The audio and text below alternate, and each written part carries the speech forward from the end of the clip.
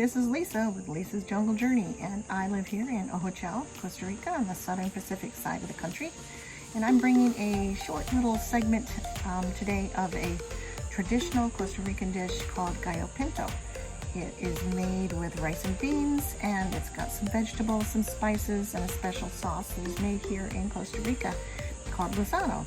If you haven't tried it, there are some stores in the U.S. that carry it now.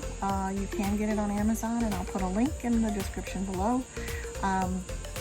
It is something that I use on everything. But in any case, let's go ahead and get started with the recipe. I'm going to put some captions in the film as I go along, and I'm also going to include the recipe in the description below. So I hope you give this a try. This is absolutely delicious, very simple to make, and I think you're going to like it. Okay, so let's get started.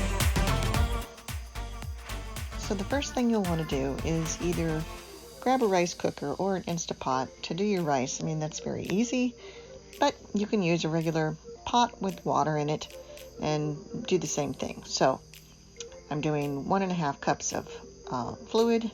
In this case, I'm using vegetable broth to 1.5 cups of rice, and I'm cheating by going ahead and using my Instapot to hit my little rice setting on the front.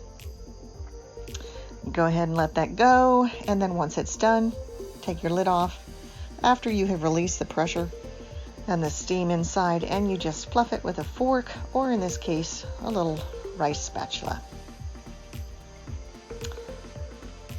Next thing is you want to chop half of a red bell pepper or red pepper of your choosing, and half of a medium onion.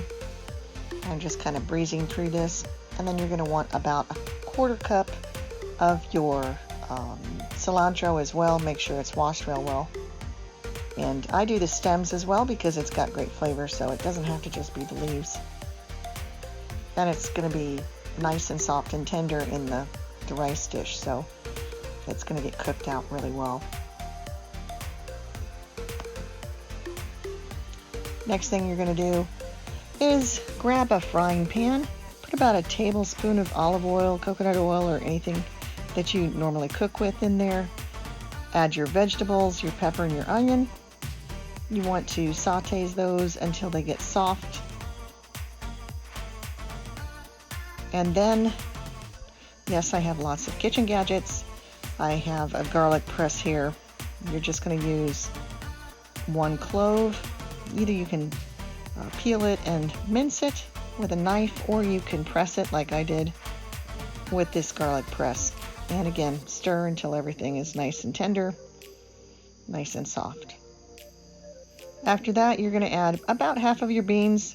You can really do this pretty much any way you want to. You could add all the beans at once if you want, but I didn't want too much liquid in there at once until after I add my rice. And the next thing I do is add my cilantro, about half of it.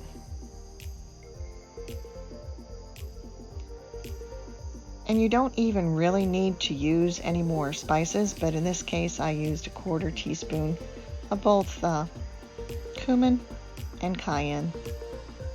Kind of gives the smoky flavor, the cumin does, but there's a smoky flavor with the Lizano, so you don't really need the spices, but it just does give it a little extra.